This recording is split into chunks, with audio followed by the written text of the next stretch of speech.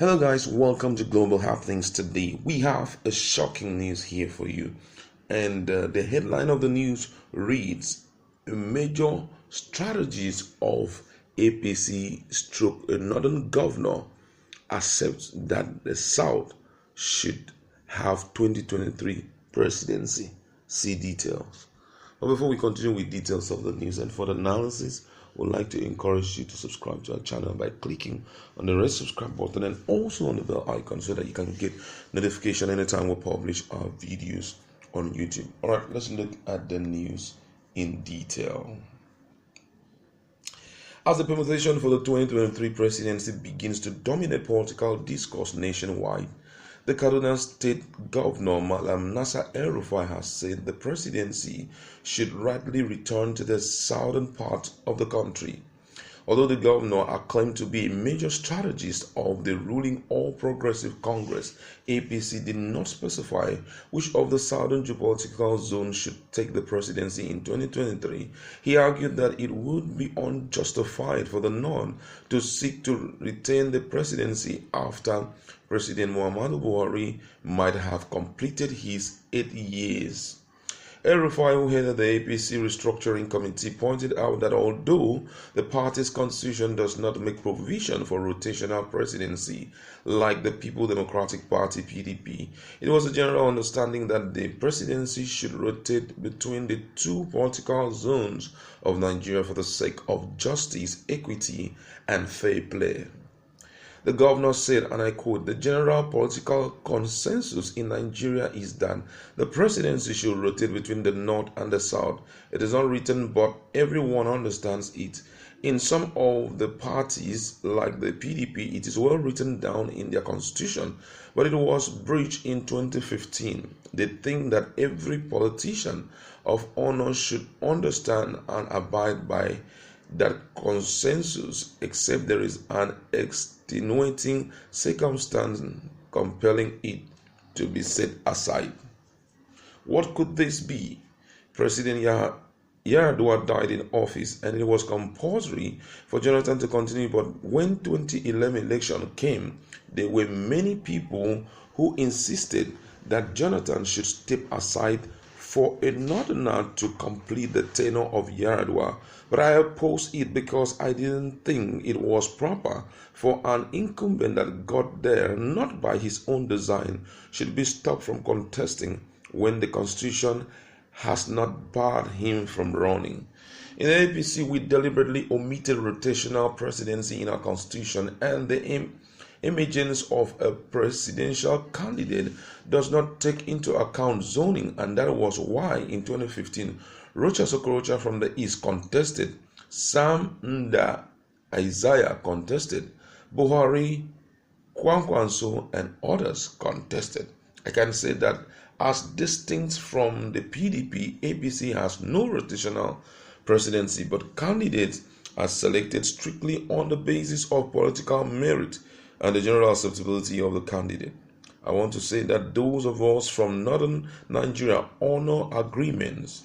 We do not violate unwritten political agreements, and we will be last person to lead in violating that agreement.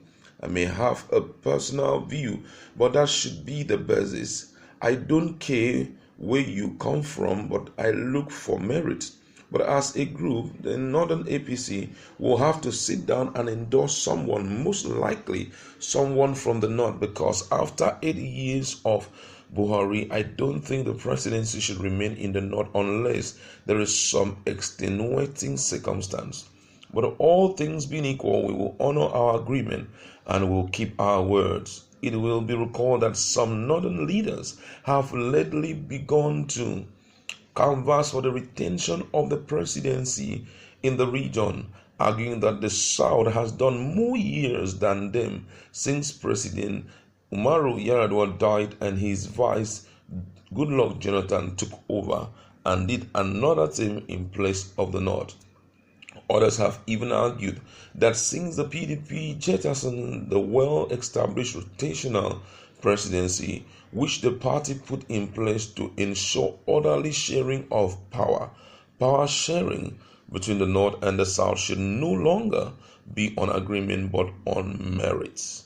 Wow, this is quite shocking for me because I know that El-Rufai is one person who had always been talking about the North retaining, presidency even in 2023. But for him to, change his words, it's really surprising. Though in a statement he clearly said that though he has his own personal, convictions, but it's not his convictions that will stand, but what had been already agreed. That already in Nigeria is a well-known fact that a particular geopolitical zone cannot stay longer than 8 years. You stay 8 years, another political zone takes over. So, but the only thing is that what they understand is the North and the South. The sixth geopolitical zone, I think they are to handle it in between themselves and tell who is going to, carry the ticket. But before we go into further discussion, I'd like to first of all look at some of the, reactions of Nigerians in respect to these statements made by El-Rufai. And this one said, our politics is too expensive to get the right kind of leader in. And the nation has grown poorer to even enable that in the closest future. Another one here says, okay, so that the Southerner can be taxed with the rebuilding Nigeria. Taxed with rebuilding Nigeria, where Buhari fell woefully. Okay. Another one here said, laugh out loud. Tinubu thinks he's smart. If you could recall the short Kaduna demon visited Bola Ahmed Tinubu at his Bolivarian residence a few months ago. That visit was not just an ordinary visit. Tinubu used it as an opportunity to strike a deal with El-Rufai to sell his 2023 ambition to the North. But I trust the Arewa mafias.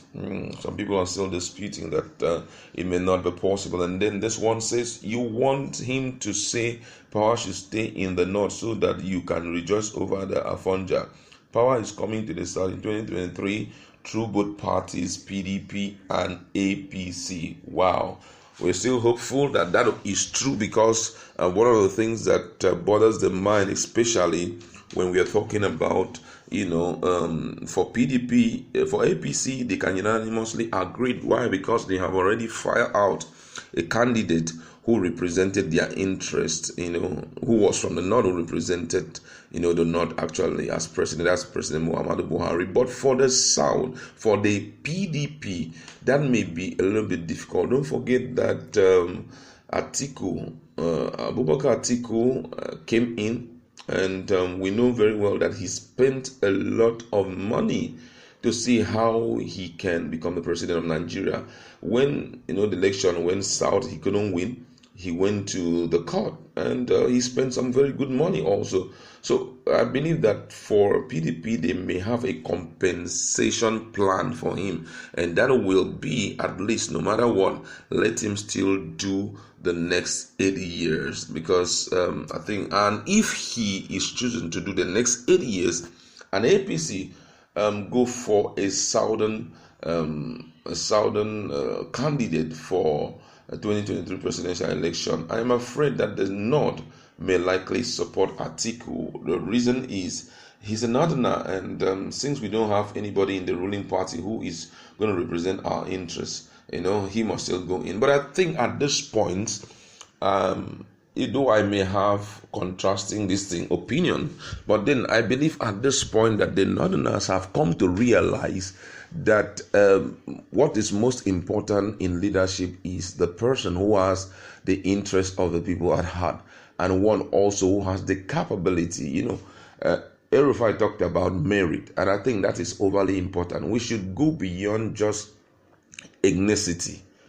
Ethnicity is to some person is important, but I know that right now ethnicity has been trashed because despite the fact that the current president is from the North, but we have seen how the North has suffered multiple decays in virtually every aspect. They can't even lay hold on what they call their own ancestral land. Why? Because of insecurity, which the current administration cannot even tackle. The same with education. Before now, yeah, there were our Nigerians on the road, but it has increased at a geometrical progression or exponentially. It's before now, it wasn't as rampant as what we saw. Fairly recently, there was a video where we saw children littered everywhere on the street. And what are they trying to do? To beg, That's all they were trying to do.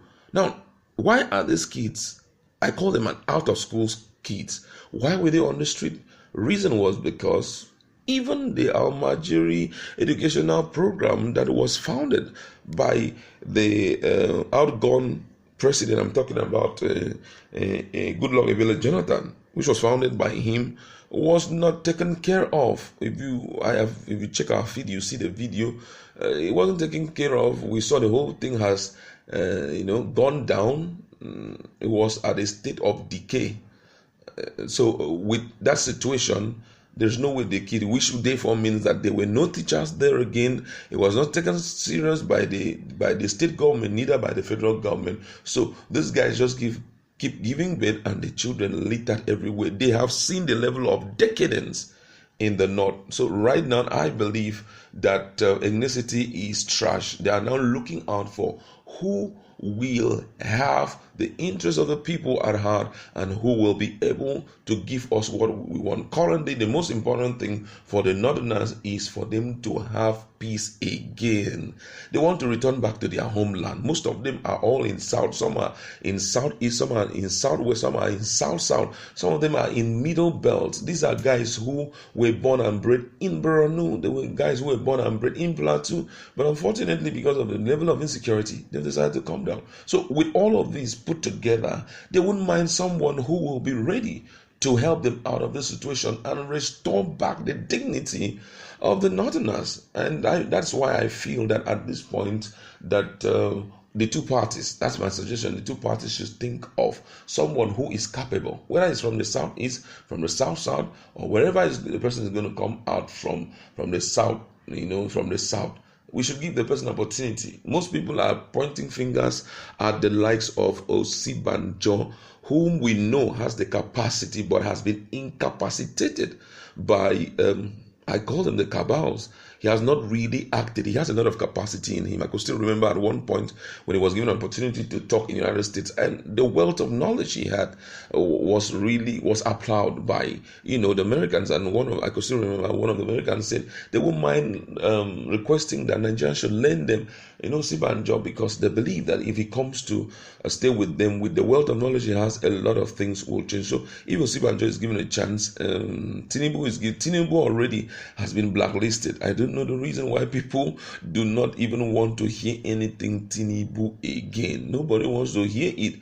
Maybe it's because he's still also part of the cabal. But there are other guys who are sharp. If you go to the southeast also, we have people who are capable and who would have turned around the fortunes of the country. And please, if such happens, we must look for one who merits that position, not one who wants to make merchandise of the country, who want to be looking out for contracts and play down on some important things, which is most relevant to Nigerians. One of the things is insecurity. If we get back our security, it will go an extra mile in helping Nigerians. So all the same, we are hopeful that at the end of the day, we will make a good choice. Now that the eyes of the Northerners have opened and they have given that choice to the Southerners, they should make use of that opportunity very well. All right, that's where we're going to leave it. Go to our comment section. What's your view on the statement made by the Kaduna state governor, who is also known to be a major strategist in the ruling party APC? What do you have to say about the statement?